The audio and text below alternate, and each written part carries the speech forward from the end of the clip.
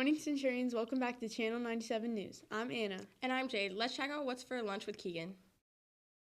Thanks, guys. For lunch today, we'll be having pork chop and Salisbury steak with a side of buttery corn and a roll, and mashed potatoes and gravy. For your fruit, you will be having frosted strawberries and oranges with your choice of milk. And a reminder, your choices for tomorrow are chicken Alfredo and a meatball sub. Back to y'all in the studio. For that lunch report, it's good to know what's for lunch tomorrow. Now let's check out the weather with Hannah.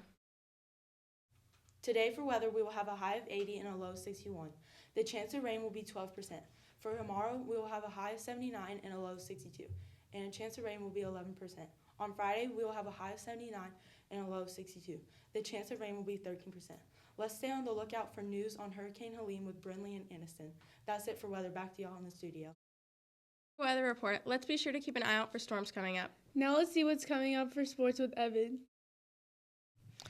Today for sports, we found out that the tennis and softball game got canceled due to weather conditions.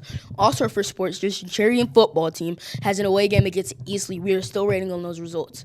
Now let's switch gears over to the college world for more sports. We saw that UNC and Duke went head-to-head against each other, and the Duke Blue Devils came on top with a close win of 20-21.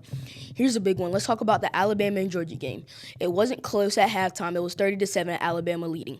But in the second quarter, Georgia tried to make a comeback by leading 34-33 in the fourth quarter. But in the fourth quarter, the 17-year-old phenom Brian Williams made a touchdown pass to win the game for Alabama. And lastly, sadly for Carolina Panthers, they lost 34-24. That's it for sports. Back to y'all in the studio. Make sure to come out and support your Centurions.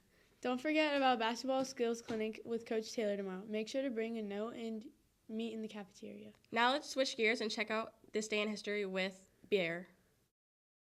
Guys, today for this day in history, on October 2nd, 1890, an act of Congress creates Yosemite National Lovers along with countless Don't Feed the Park signs. Home of such natural wonders as half a dozen and the giant sequoia trees, environmental trailblazer John Muir and his colleagues campaigned for the Congressional Act, which was signed into law by President Benjamin Harrison and paved the way for generations of hikers, campers, and nature lovers. That's it for today. That's it for this day in history. Now back to you guys in the studio.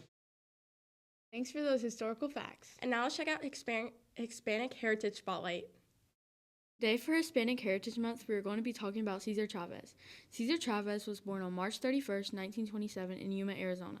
He played a big role in coordinating voter registration drives and conducted campaigns against racial and economic discrimination, primarily in urban areas. He was very dedicated to improving conditions for Latino farm workers. He died on April 23rd, 1993, but will always be remembered. That's it. Back to y'all in the studio. I'm Mila. As we all know, Hurricane Helene devastated western North Carolina and eastern Tennessee last week. Anniston and Brindley are standing by with some news on Helene.